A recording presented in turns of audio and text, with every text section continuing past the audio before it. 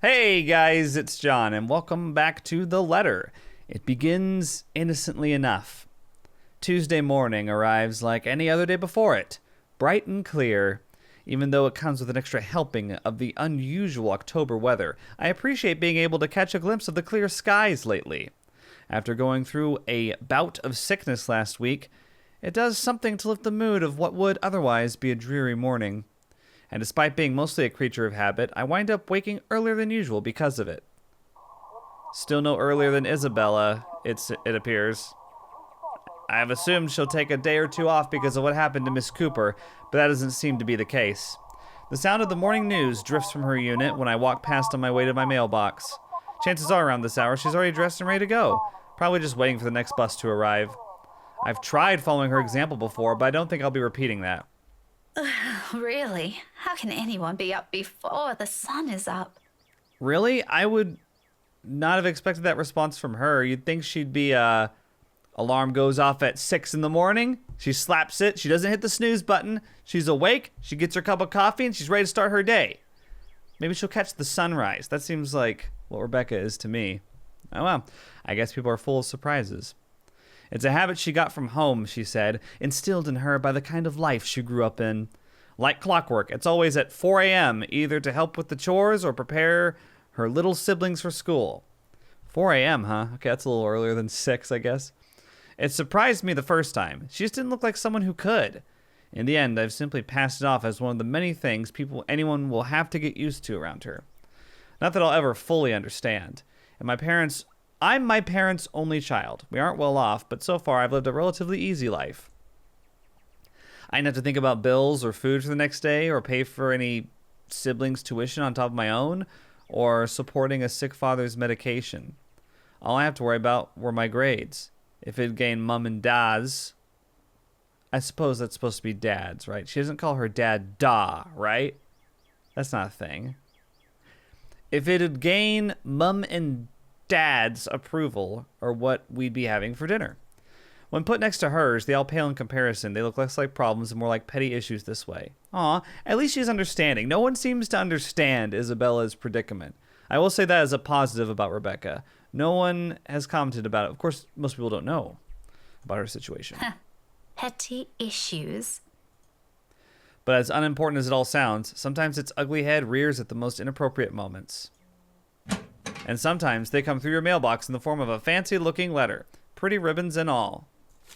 Whoever sent this... No. What was it? Hang on. What was it? Okay. Whoever sent this has spent silly money on the envelope alone. Verging on ridiculous, really. I can already imagine Isabella wrinkling her nose when she sees this. Then she'll complain about unnecessary expenses and rich people problems. I'm almost afraid to touch it myself. As if simply brushing a hand against its crisp surface will be enough to put a crease on it, and it'll be a terrible slight to the sender. It's a W. Okay, so it's the rights. I mean, obviously, but I just wanted to check what letter was on the seal. But as extravagant as I find this, it isn't really the first time I've received one. Most of the time, it's not even for me, so who am I to complain? Either way, no look of surprise crosses my face once I flip the envelope over to see my parents' names written in a neat script. Nothing new, then. Their years in the academe naturally brought it with it various connections. People from other fields, art, science, business, politics, you name it. Okay, so then why did the seal have a W on it? I'm confused about that. This one, though, gives off a much personal vibe. Letters like this usually come from old students, people who've grown fond of my parents, and they in turn treat like children of their own. I've only met a few of them. Most have moved on to become successful in their chosen careers, and little letters like this are their way of expressing gratitude. It's one thing Mum and Da are proud of. Okay. I ignored it the first time. So it has to be deliberate at this point. So is that... Any Scottish people out there? Do you call your father Da? Is that a thing? Because I've just never heard that before. I'm not shaming it or anything. I haven't heard it. Rightfully so, and I'm happy for them. Of course, I didn't know what a baw bag was. And they said that in chapter 1. But there are times I wish they'll remember they have a daughter here. The real one. Not that it's of any importance now. It's not like they didn't raise me well and provide for me. They did. I wouldn't be where I am now if it weren't for their hard work. And like a dutiful child, I do everything I can to give back. Even if it's as small a thing as letting them know they've got another meal waiting for them. The phone rings for a good minute before someone answers. Mum. Her voice is warm as I remember. Becca? Hi, Mum. How's the conference going? Well enough. Until your dad sprained his ankle. Oh no, is it bad? I'm all right. In case anyone in this family cares to listen, I'm all right. Very much alive, darling. And there you have it. He'll be up and walking in a few weeks, don't worry. We're going to have to extend our stay here until it heals, though. Is something the matter? Nothing big. Just that this mail arrived for you this morning. A lie. Thankfully, she doesn't notice. Although, if I'm going to be honest, a small part of me yearns for her to do so and ask me about it. But I put down that idea almost as soon as it surfaces. I shouldn't make them fret. They're busy. What does it say? Raise your glasses, give cheers to the good times, blah, blah. Becca manners. That isn't how I taught you to read. So it is from the Wrights, but why are they inviting Rebecca's parents? Oh! Duh, we already know why. God. Hannah's chapter. Sorry. Sorry, it's been a couple days since I've recorded the game and I'm a little out of sorts being thrust back into it. You are cordially... it's an invitation, Mum, for a housewarming party. From, Hannah? The name rings a bell, though at the moment, I can't recall when or where I've heard it recently. It must be nothing too important if I didn't bother committing it to memory. There are a lot of Hannahs in the world, so who knows? I know a remarkable number of Hannahs. A lot. Too many. Hannah. She also wrote you a note, Mum. It says you used to be her private tutor at the Evans mansion, and that she misses you and would love to see you two again. Makes my heart clench to read another openly say those words to them, the same ones I want to tell them. I want to see you too. It's been years since we've been together as a family, and if there's one thing that hasn't changed from childhood, it's that Mum and Da are still busy with their respective careers. Out of the country, away on some meeting or symposium, sometimes for months on end. It only grew more frequent with the years until I'm old enough to live on my own. I like to think that's how I become independent at such an early age. They've always praised me for that. At times, I wish they didn't. Evans? Oh, I remember now. Honey, it's Hannah. Hannah Evans. Remember? Bright girl, 2 years older than Becca? Didn't she get married a few years ago? 7 now, I think. But, they grow up so fast, these kids. Yeah, she invited us to that too. Fonte de Medici. But we missed that one because you had to present your paper in Singapore. We did send her a note after. Still a shame we couldn't attend, though. What is it about this time? She sent another invite for a housewarming party. Becca, when is it? This Friday, Mum. Oh, that's too bad. We'd love to be there, but Da's not in a condition to go walking around. I guess we'd have to decline again. I really miss that girl. I could go in your place. I let it slip without thinking. Personally, I've never been fond of gatherings, regardless of how simple people make it seem. But if there's one thing I hate hearing, that disappointed note in Mum's voice always ranks first. Whether it's directed at me or some other thing doesn't matter. Are you sure? Don't you have work this Friday? The event will be in the evening, Mum. It shouldn't take anything away from my schedule. It's all right. Schedule? The invite's for 2 people. I can bring someone with me so things don't get boring. Ash. I see. Maybe you can also invite Ashton? Mum, that's a sure no from him. He hates attending parties. Look at her blushing at the mere thought of inviting her friend to something. But I'll see what I can do. If not, I can always bring Isabella with me. You know her. She won't say no if there's food involved. What the heck is that supposed to mean? Okay, if it's not going to be a big problem for you, I don't see why not. We owe you this one, darling. No problem, Mum. I'll even say hi to Hannah for you. Please do. And let her know we'd love to see her once we're back in the city. Leave her our number or something. I will. But you know, the two of you would have become really good friends. I don't think so. Don't Do you remember? You met with her once. If my memory serves me right, you were 12 then? This, too, I can't recall. It's probably one of those meetings where we only talked a bit before going our ways. If she did leave an impression, I'm pretty sure I would have written about it somewhere, or at least recognized her name. As it is, the only few people I remember clearly from that time in my life is Ashton and Mandy. To some extent. Mom must have sensed my confusion because she laughs. Don't push yourself too hard, darling. Really? It felt like having two daughters back then. Sometimes I wish they didn't send her away to boarding school. But, well, you know how often that goes with them. I don't really appreciate. Man, come on. One of these people you gave birth to and raised since they were a baby and changed their diapers and all that crap. And the other person you just saw on, like, the weekend. Come on. Having two daughters. Still, try talking to her while you're there. If anything, it's like having a daughter and a niece. If anything. Oh, we'll see. I'll let you know what happens after. But really what it's like having a daughter and your daughter has a friend who you're not responsible for. That could be it. That could be a more correct analogy. I'm looking forward to it, darling. Take care of yourself. Will do. You too, Mum. Bye. Tell Da to be careful next time. She chuckles, then. A hearty one, tender and always light on my ears. She may be a stern teacher, but this is the part of her I love the most. The sound of it still echoes even as our call comes to an abrupt end, bringing with it a memory from so many years ago.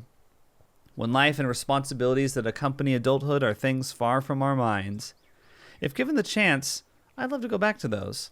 I don't dwell on it, though, shaking it all away almost as soon as the memory forms a clear picture in my head.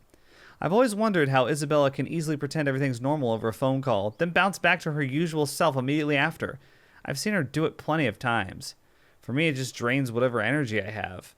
And with a whole day of teaching still ahead of me, I can't afford to look exhausted in front of my students. Even for a wee bit. It's never a good example to set. So with another sigh, I put everything at the back of my mind and tread back to my room. The rest of my day waits. Oh, we're still here.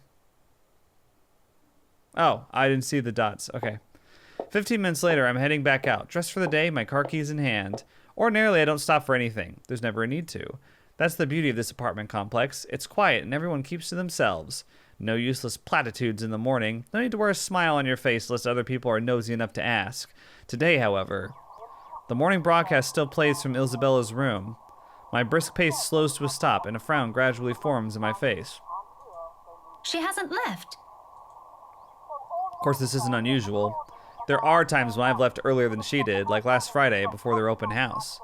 But those days are few and far between. It only happens in the direst circumstances, though the last part of that might be a bit of an exaggeration. However, with what's happened in the last few days, maybe today is one. The death of a friend isn't something anyone can brush off, and for someone like Isabella's the kind who gets attached to people easily. With Zachary, Ashton, and I, that has been the case. I can't imagine what she might be going through right now, especially when the woman was someone she owed a lot, despite their training being brief. I've given her the space last night in deference, but perhaps today might be the proper time to check on her. Oh, whatever. I've still got time anyway. With light steps, I move closer to her door, hand already poised to knock. Still, I don't do so until I hear her answer me. Isabella? Belle? Are you in there? No answer. After a second, I finally knock, lightly so I don't disturb her in case she's sleeping and has merely left the telly running last night. Never mind how she never lets that happen, ever. Waste of electricity and all. I just want to check on you before I leave. Is that okay? Are you going to work today, Belle? Still nothing. I'm about to leave. If you want, I can drop you off. Another round of knocking. Then I'm fishing out a copy of her key from my bag and unlocking the door. She lent it years ago after I complained about the mess and offered my help in cleaning up. I thought the gesture was completely unnecessary back then. After all, I could always knock. But she never did bother taking them from me, always returning it or turning away from the conversation whenever I insist. At one point, I've simply stopped trying to hand it back to her. Isabella? I'm coming in, all right? Without waiting for her to answer, I push the door open and step inside. Her unit's still a mess. Instant noodle cups on the table. What's with you and the obsession with the instant noodles? A pile of clothes on one side, papers strewn about everywhere, and an unkempt bed, among other things. This much is a given. Will always be a given. I've been here several times already, and I still wonder how she can function like a human being with the place in this state. However, that's neither here nor there. I'm not sure what I'm expecting, but certainly not finding an empty flat. Granted, she could have left earlier, far earlier than usual, but she never ever leaves without making sure she's unplugged everything. That's something she doesn't forget to do. Doesn't help that her bathroom appears unused this morning. Another habit, and it can only mean she hasn't been here since last night? Perhaps even since the morning after Miss Cooper's death. Oh, so this is the night that she's at Zachary's. Either idea doesn't sit well with me, what with the news we've been hearing lately. The authorities are still trying to find the cause of death for all the victims. Early investigation revealed most of them were employed under Briar Realty Corporation at the time of death. Meanwhile, BRC has refused to comment on this. Gathering my wits, I immediately place a call to her mobile. It rings for a good minute, then the sound a comfort in itself. But when another minute rolls by without her answering... What is this? Hang on. Oh, is this? Okay, cool. Well, I'm not a woman prone to panicking. Sudden bouts of temper, maybe, but never panic, despite how I may sound when speaking. And when it ultimately goes straight to her voicemail, a sigh is the only thing I let out. The pause doesn't last long, though. In the next moment, my fingers are already moving across the screen, in search of the two people who might be able to help. It's Ashton's number I find first and dial. Call it a habit, but even Isabella thinks he's dependable when the situation calls for it. Despite how much they give each other grief. That already says a lot about him. There's Zachary, but around this hour he's probably still sleeping. If he has freelance work, it's very likely he's just gotten himself in bed. He's the last person I want to bother, if anything. The wait doesn't take long. Soon a click, then Ashton's voice echoes through the receiver, rough and still heavy with sleep. He never did grow fond of mornings. Becca? Christ, what time is it? Christ. I imagine that's what he's doing with his face right now, like Christ. Like he's half shielding his eyes from the sun. He's half like touching his head because he's got a little headache, and he's half just like exasperated. So three halves, whatever. What's up? Not you, apparently. Oh, got him. Good one. Okay. Did you call us early just to make that joke? Yes. I'm going back to sleep. All right, bye. No, Ash, hold on. This is important. Becca, stakeout last night. Make this quick. Oh, I'm sure you were up so late. I've still got a few hours before the chief bothers me. Oh, before your boss makes you do work like the rest of us? Oh, he's bothering you, huh? Sorry, I'll let you go back to sleep after. It's just that... Wait, you were on a stakeout last night? Stakeout, right. Did I say that? Shit. Forget I said that. Forget I said anything. Forget we had this conversation. So, you have no idea? About what? About what? I also have no idea why we're talking so early in the morning, so there's that. No, will you stop sleep talking or whatever for a second? Belle didn't come home last night. She's gone. Who? Isabella! Instead of an answer, a brief pause comes after, followed by something blunt and heavy hitting a hard surface and a string of rather colorful curses from him. What was that? What was that noise? I want to hear that again. Too bad I can't. The moment might have been one of the many things I'll keep to myself and remember fondly in the next few days, if things aren't the way they are. When he picks up again, there's no trace of sleep left in his voice. Ah! What was that? Ah! Say that again, from the top. I'm so sleepy. Isabella's gone, Ash. She didn't come home last night. Her flat's empty. She left her telly running. You know she doesn't do that at... Okay, Becca, stop. Calm down first. You're starting to panic. I'm not. You are. One person's not going to simply disappear like that. This is Isabella we're talking about. Are you mansplaining to me right now, Ashton? Did you try calling her? Listen, I'm a detective, and I know lots of things. What did you think is the first thing I did? Did you try calling her? She's not picking up. It went to her voicemail. How about Zach? Did you check with him? Wouldn't she call you before Zach? Not yet. I didn't want to bother him. You know he has trouble sleeping and all that. All right, I'll go ask Zach. I'll call you back. No, wait! He ends the call before I can utter a single word of protest. But for the first time since entering this room, tension is gone from my shoulders, and my breathing has eased. The bed creaks as I sink down on it with a sigh. The telly still blares the same uninteresting news, and I'm surrounded by clutter. All the same, it feels strangely calm to be here without worry nagging at me. I'll have to apologize to Zachary later for sending Ashton his way this early, but for now, relying on the latter for this isn't the wrong choice. So after that, Ashton calls Zach. You know, from our call in Zach's chapter, he made it sound like they were out scouring the world for Isabella. And they've been doing it all night. And they've been just at it hard. And they've been worried sick. Not like, oh, I just woke up and called you. Typical. It never will be. That's something I won't ever doubt in him, much like his promises. And true to his words, he calls back only a few minutes after the last one has ended. She's with Zach. He made it sound like a big freaking deal. Shut up, Ash. Oh, I'm so glad to hear that. She could have at least sent a message last night. What are you, her mother? What, you said that?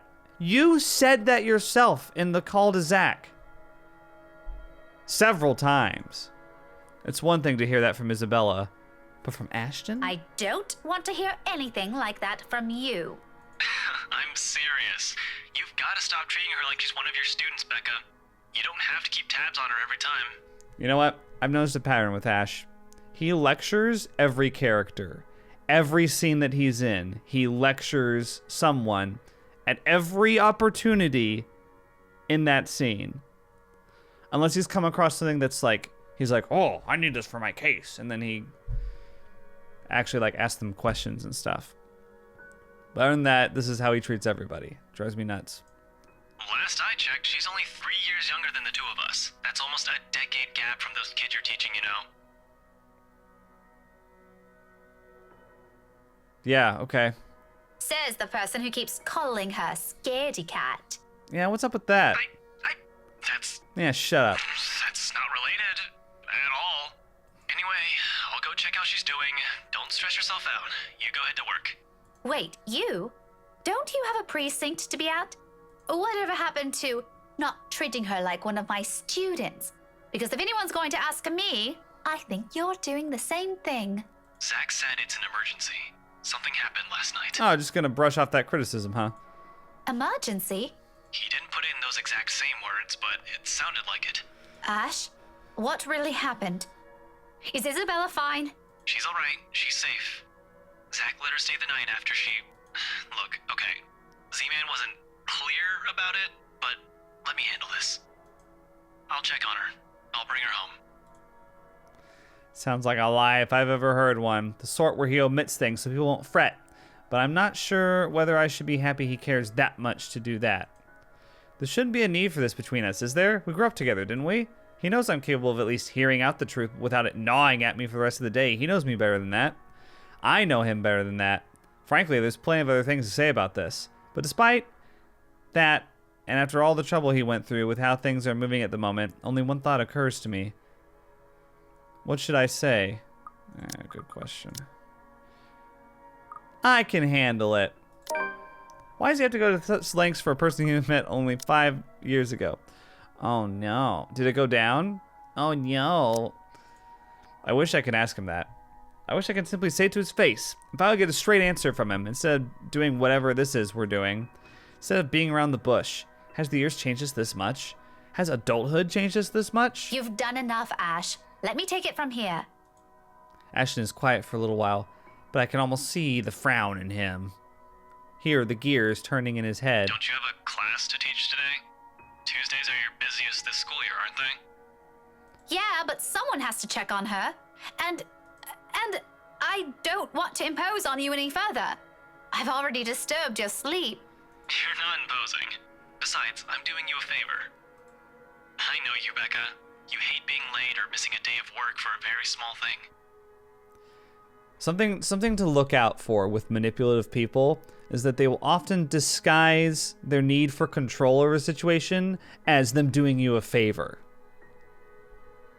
He doesn't give a shit about like doing Becca a favor. He just wants to have control over the situation. He wants that power.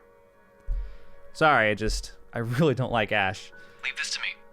You said you're waiting for a call from the chief. I'm dropping by the precinct anyway. There's some trouble I have to fix with those guys. It won't be completely out of the way. Another thing is, sometimes manipulative people can seem very generous. Like, they'll do you a lot of favors. But the bottom line is, they're not going to do anything that they don't want to do. So they're not really, like, doing a selfless thing for you. If they're doing you a favor, they're doing themselves a bigger favor. You know what I mean? Ashton, I trail off, at loss for words in the end. From the start, it's a losing battle. We may have been together for a long time, know each other far better than other people, but that doesn't mean we often see things eye to eye. Time and again, it's a matter of agreeing to disagree. This is oft how the status quo is kept. Whenever it comes to this, I can only accept it begrudgingly.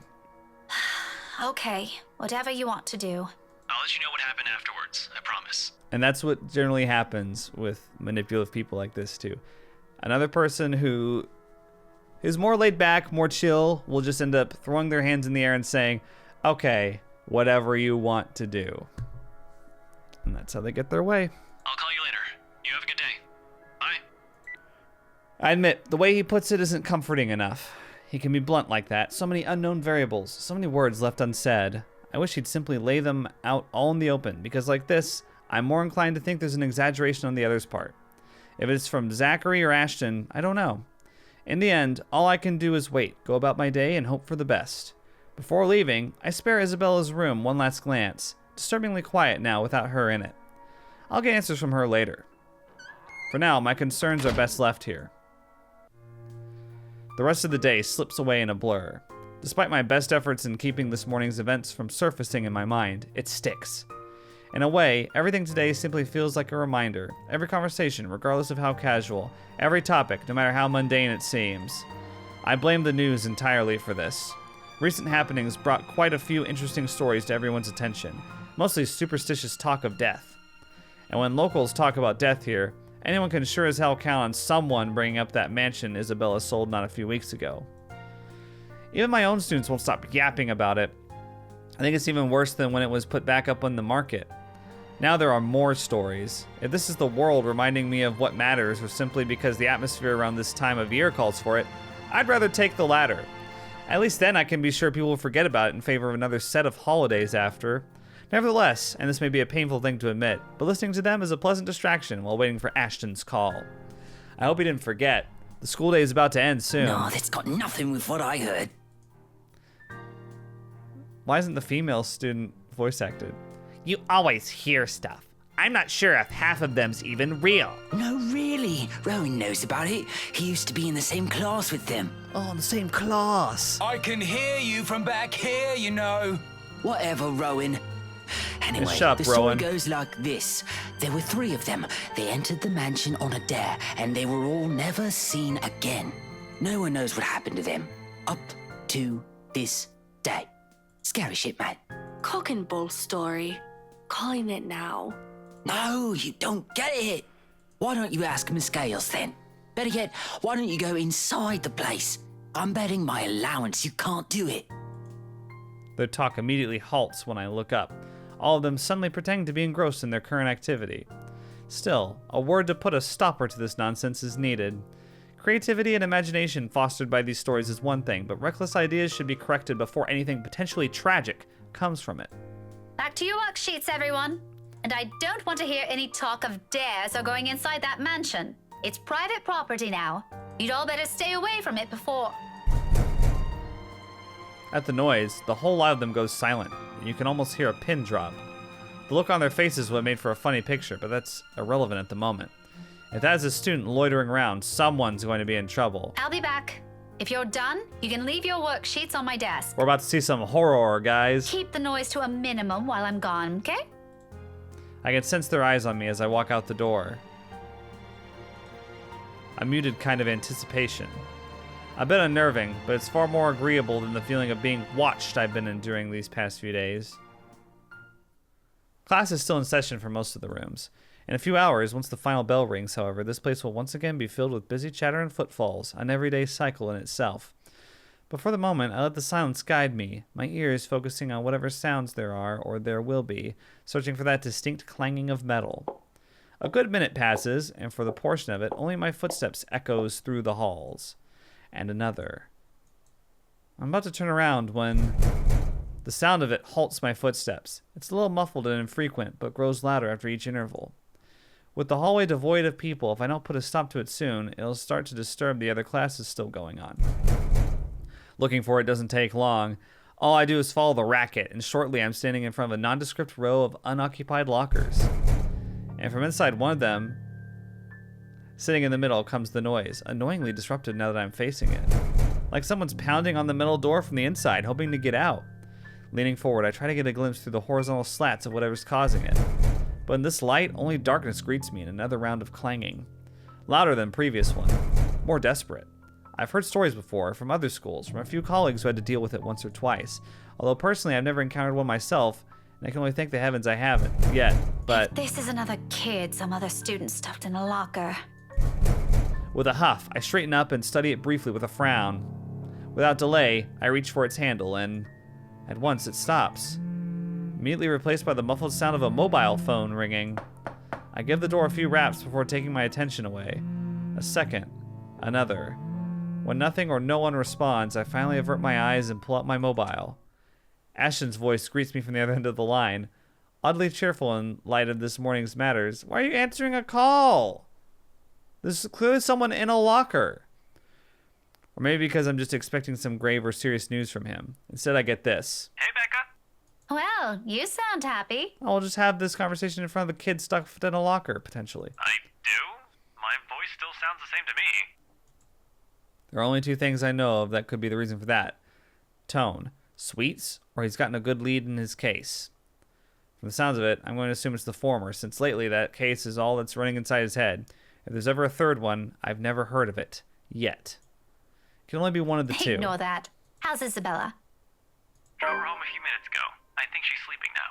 Ah, you got your way then. Sorry this took a while. Z-Man gave us the puppy eyes after we tried to leave. Had some food prepared for us, apparently. We didn't have the heart to say no. That's all right. Is she okay now? I'm not really sure.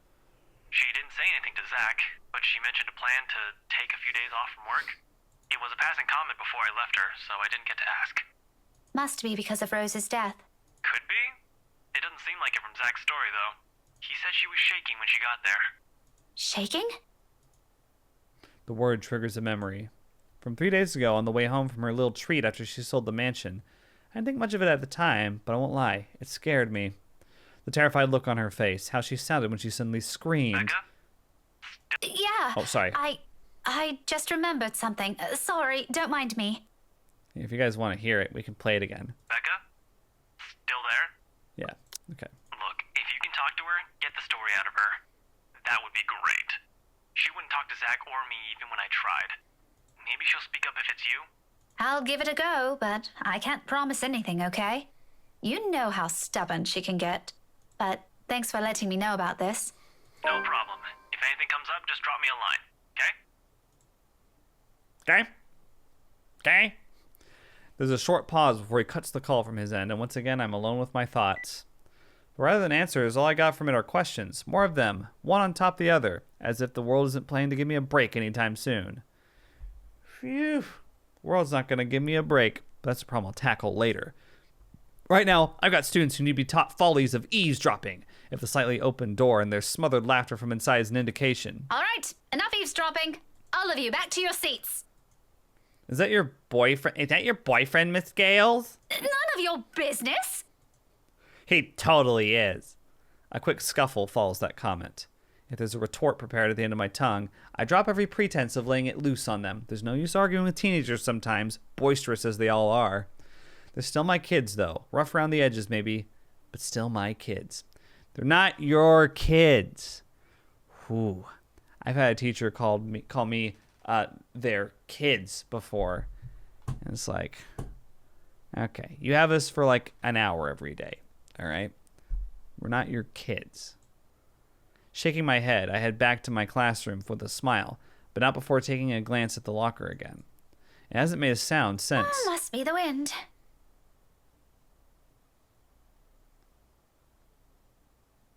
No.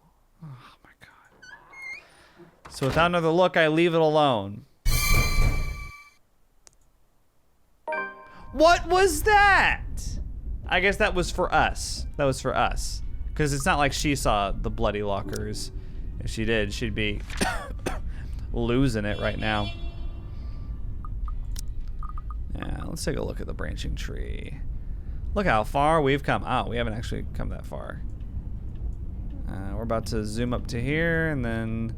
Wow, her chapter is long. Look at this. Look at how long her chapter is. We're going to be here for a while, guys.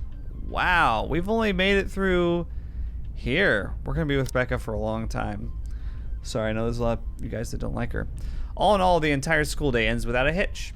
It could have gone better, mind you, but with the exams nearing, getting out of work before the sun has set looks as though it's a far-off dream for now. At least until they're over, then we have the holidays to look forward to. There really are times when you simply take what you can get for the time being. Okay, sorry, the pacing on that sentence was off, whatever. Nothing wrong with that. All I'm hoping for is this will continue until the whole day ends. There's still that promise I made to Ashton, and frankly, the idea alone doesn't sound good. If Isabella didn't talk to them, what makes them think that she'll talk to me? It's not like there's a hierarchy, is there? Just because I can handle Isabella's childish tendencies doesn't mean I can do it all the time. Really, those two give me too much credit. Nevertheless, I'm keeping my fingers crossed, if only because I'm also worried about her, and both Zachary and Ashton deem it important that somebody get the story out of her. Here's to hoping it's got nothing to do with that letter. Again. I understand she feels a bit stressed lately, but keeping that story going on for more than a week is... it's bound to get tiring at one point. Seriously, I really don't want to do this to end in another... I don't want this to end in another argument. God willing, the cafe's special helps smoothen things out. After all, it's always been food with her. Or money. But mostly food. At this hour, the cafe is usually filled to the brim with people. That's the reason Isabella and I rarely ever go here during the evenings. It's simply too much of a hassle when we can prepare food ourselves in the comfort of our homes, and there really isn't much reason to eat out lately. Well, with life going on a busy streak, no time for long lines. Better spend that doing something productive, yes? Lucky there isn't one tonight. Only few people are idling around the counter. Only few. Such a weird phrase. Only a few people are idling around the counter. 4 of them, in fact. A woman in her 60s and a teenager busy with his phone. Both are just waiting to be served their orders.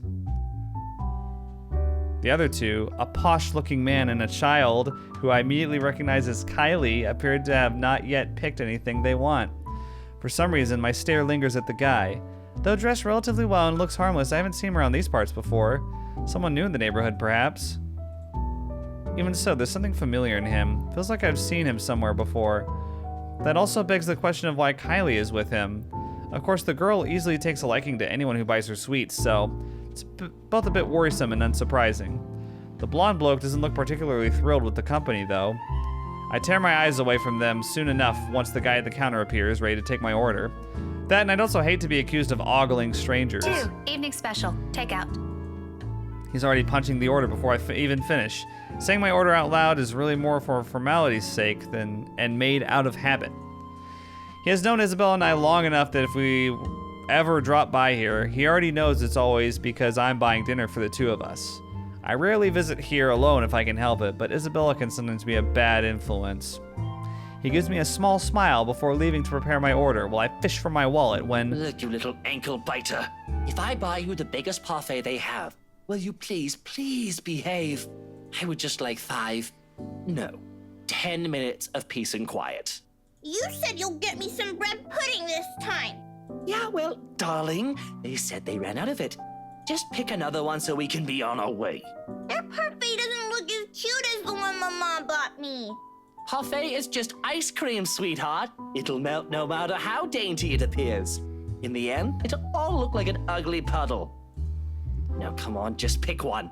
It could even be the most expensive one on that list. I don't give a shit. I don't care. Oh, what I would give for someone to buy you off my hands right now. Wow. What? My whole attention instantly snaps back to them and their conversation. Jumping to conclusions isn't something I'm particularly fond of, especially when all I have are baseless assumptions, but you can't really trust a stranger these days. No one around the cafe seems to have noticed his words either. Very suspicious words. Still, I don't move. Yet.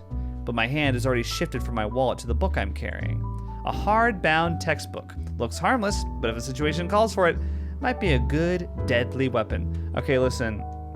Becca, I hate to break it to you, but you're not killing anyone with a book. You're just not. Might be able to give them a little bruise on the back of a head, but you're not killing them with it. Sorry to say. Might. Yeah, it's no possibility. I haven't gotten the chance to try it anywhere so far. Today could be the day. But you promised. Look, if you don't want a parfait, how about a bon fide pie? I'm sure it'll taste just as good as any other bread pudding. I'll even buy you the entire tray. How does that sound? That's not what you said before. Well, sweetheart, adults change their minds sometimes. You said if I come with you, you'll buy me a bread pudding, and I did, and now you won't keep your promise. I want to go home. I miss my mom. No, darling, if I remember correctly, and I have a good memory, honey. What I said was, if you come quietly with me, I might buy you one. The quiet part didn't happen. Though now that I'm sober, I think this is a bad idea. And I should just ship you someplace else for that peace and quiet. Oh, that's it. No hesitation. In a few paces, he's within my reach, and without warning, I'm slamming the flat area of the book against his skull. Ow!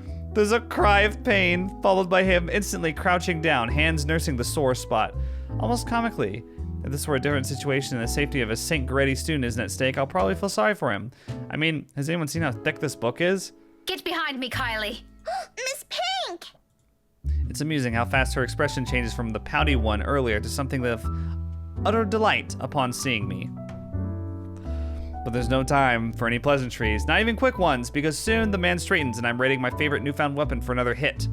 Except this time, he's ready, and before I can land another one, his hand shoots up to catch my wrist in a firm hold. And the look on his face. Bloody hell, woman, what's your problem? To say he's pissed would be a complete understatement. Had I been the weak-willed sort, I'd probably cower under his sharp gaze. But that simply isn't how I roll. Hearing Rebecca use the phrase, how I roll, is very entertaining. If he thinks he could scare me and do as he pleases here, just because I'm a woman or whatever his reasons may be, he's got another thing coming for him. So instead, I return it to him with the same intensity, with the same venom. What's my problem? You're the one who has a problem here. Rotten bowbags like you don't deserve the freedom to run this town. What are you doing to this girl? And why is that any of your business, pray tell? Oh, it's my business if I make it to be. I like how he's titled as kidnapper now. Now, release me or I'll call the police. Oh, you think that scares me, Daisy? I have a name, you sleazy douchebag. Oh, I'm sure. And now he's sleazy douche. His grip of my hand only tightens when I attempt to shake it off. His tone may be dripping with anger and sarcasm, but the gleam in his eyes says it all. He's getting a kick out of this. Riling people up, getting on their nerves, invading their personal space. He knows exactly what and which buttons to push. The nerve of this person. The nerve of this arsehole. If he thinks I'm going to give in to his goading, please, he might as well just kiss his sorry behind. In fact, why do the most sensible thing right now? Teach him a tough lesson. I can't have more it hurts. Mister, you have until the count of 5 to let me go and step out of my personal space. I gotta say, I'm getting a kick out of playing as Becca, just pissing everyone off. Okay. A fair warning. Fairer than any I can offer for people of his kind, and I'm already being considerate. Hell, this arsehole doesn't even deserve a warning. If he doesn't listen, well, he's as much responsible for what will happen next as anyone. Or else what? Such vulgar words coming out of that pretty mouth. A gorgeous flower like you shouldn't even be saying. Don't say I didn't warn you, Bowbag. Love that intensity, Daisy. FYI, I like feisty in a woman. It gives them this certain charm. Why don't you? 5. A second of silence. Then, without any preamble, my leg moves in one fluid motion and delivers a swift, powerful, well-placed kick to his nether regions. I got an achievement, by the way. Needless to say, he got cut off. Needless to say, the effect is instantaneous. He yelps, abruptly drops his hold on me, and kneels over, howling from the pain. I can see tears forming at the corners of his eyes, too, though the mere sight of it prompts not an ounce of remorse from me. I would have been gentler if he isn't such a dirty little prick with an ego too big for his head. Too bad. Whether this obliterates any chance of him ever procreating remains to be known, but a part of me is already praying he doesn't ever breed after this. We have no need of more of him in this world. Oh my god. You mad woman! I warned you, you ass. Why this is harassment, I'm telling you! Harassment! Harassment? Then why don't you tell that to the police once they get here, I mean, she did knock him over the head with a book and kick him in the balls, which is assault. So. You despicable! Whatever you're assuming like, I am, I'll have you know it's all in your head. None of it's true. Like, I don't like Luke, so this is funny, but really, Rebecca's in the wrong here. Shame on you, Rebecca. You shouldn't have kicked him in the balls. What were you thinking? You best have that pretty brain of yours checked before that gets worse. What is wrong with you? Is this the face of someone who'd do anything suspicious? Oh, we got some class privilege showing right here. Oh? You don't think a stranger luring an innocent child with promises of sweets before whisking them away from their parents doesn't warrant any suspicion? You have a very funny definition of suspicious, asshole. Maybe you're the one who should have that head of yours checked.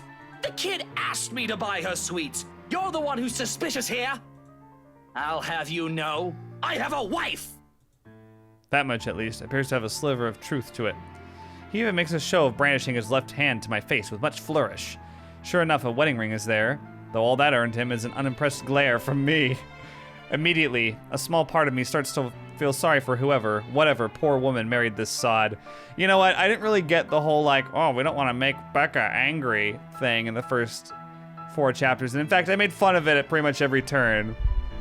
But now I think I get it. She's a little bit unhinged.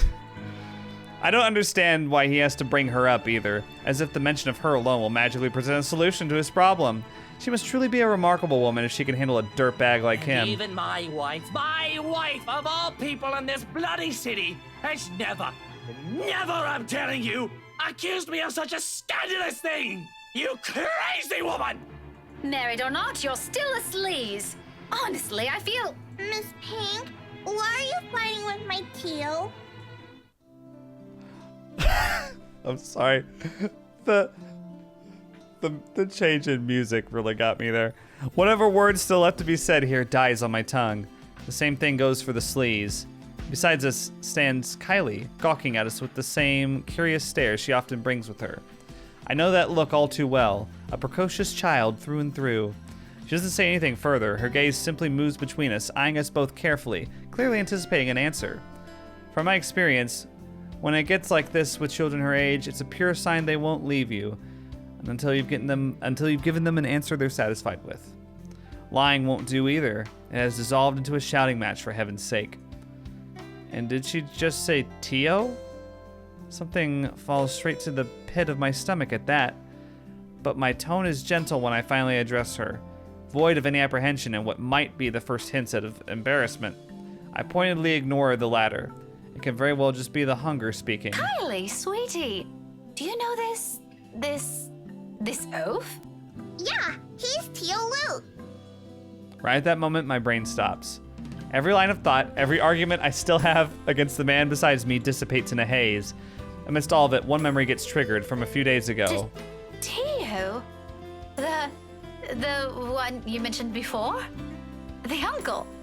The guy Rowan wanted to impress? Or was that a dare? I'm sorry, I can't recall. Is it the one who promised he'll take Big Brother someplace cool? Yeah, the one in the same. Don't you know who he is? I sure as hell don't, darling. Because if I do, I wouldn't have let everything I've said earlier come out of my mouth. He's my Tio Luke. Gazillionaire extraordinaire, am I? No, the fairy godfather. He's your godfather. That's nice. The one and only. Did I get that right, Tio? More than right, sweetheart. I'm sure Miss Pink here understood everything you said quite perfectly. Whatever it is that landed at the bottom of my stomach prior has shot straight up to my face and stayed there. The heat from it slowly sprang to my cheeks, coloring my face in almost the same shade as my hair. If only the earth would swallow me whole here and now.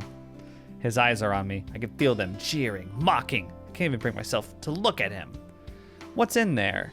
Amusement? I doubt it. He's probably having the time of his life right now. But I know. I can hear the sneer in his tone alone when he talks. He has that smug grin on him, which I may or may not want to punch off his face at present just for the hell of it. But damage control. I need to do some damage control before this whole thing goes south.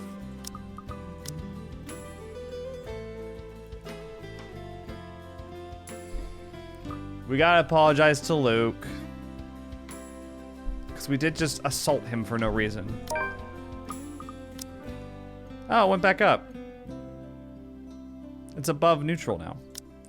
Though it pains me to apologize to a sleazebag like him, this is my mistake. With Kylie watching us close by, I don't want to set a bad example for her, do I?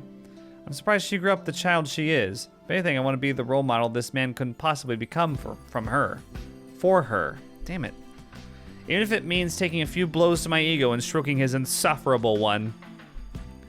A deep gulp of air, a short moment to swallow my self-respect, and then I'm facing him. The words are out of my mouth in a single breath. I'm really, really sorry, sir. I got an achievement, the bigger person. I had no idea. His smirk is impossible to miss. He's not making an effort to hide it, and even the smile is so irritatingly present in his tone. If I could slap it off of him, I'd do it in a heartbeat. Now, it's an honest mistake, Daisy. No, I really mean it. I actually thought you were... And then... It's fine now. It probably happens quite a lot to a few people who look suspicious to you. Seems I'm one of them now. But don't lose sleep over it. Do be careful with that book, though. A little more and you would have dislodged my poor brain off my head. What would I ever do if that happens? Oh, no! Did it leave a mark or anything? If you want, we can have it checked. I'll handle the expenses if there's a need for it. Now, what kind of man would I be if I let an attractive woman such as yourself do that? Why don't we just look at it this way? My forgiveness is coming from the utter goodness of my heart. So full of himself. Exactly the kind of person I'll happily leave to die in a ditch somewhere. Just because you don't like their personality and they're kind of smug, you'd leave them to die in a ditch. I know it's hyperbolic, but I know I say stuff like that in my videos and I don't mean it, so. Of course, sir. Why didn't I think of it that way? I know, right? But even someone as capable as you is bound to have a few lapses. No harm done, Daisy. Let's move on from this. Well, if you're going to put it like that, then I guess there's nothing left for us to talk about. I figured as much. Awkward. The whole exchange is nothing but an awkward display of fake pleasantries. One that brings much agony to the very pride I've willingly held back a while ago. I might need a drink later so I can forget any of this ever happened. Who would have thought the time would come when I meet someone tougher to handle than Isabella? Miracle of miracles, I swear. What? Isabella is not tough to handle. Did I read that correctly? Who would have thought the time would come when I'd meet someone tougher to handle than Isabella? First of all, have you met Ash?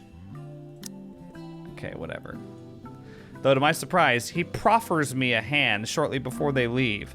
For a shake, I realize after a long minute of staring at it. I hate the word proffer. Sorry. Anyway, just say offer. He offered me his hand. You don't have to add the PR. He proffered me it. It's the same thing. Whatever.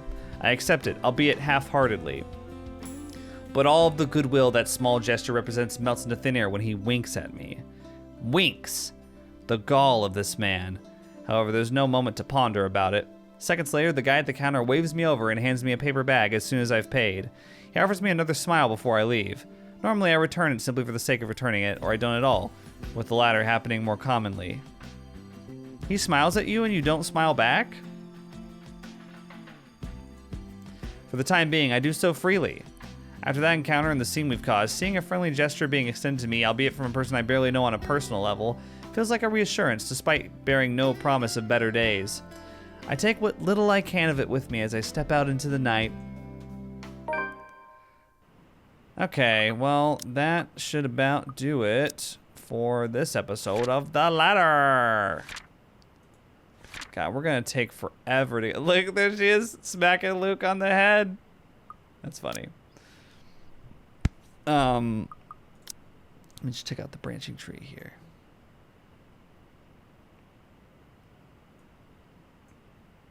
Question. I can handle it. Oh, that's way back there. Oh, okay. Oh, sorry. We're way up here. Apologize to Luke. Okay. If you apologize to Kylie, there's a little branch there. Interesting. Okay, well, we've got quite a bit of Rebecca's chapter left. I can't believe we're like 2 videos in. We're only like a third way through it, so we've got some distance to cover. But yeah, I'll see you guys in the next video. Bye.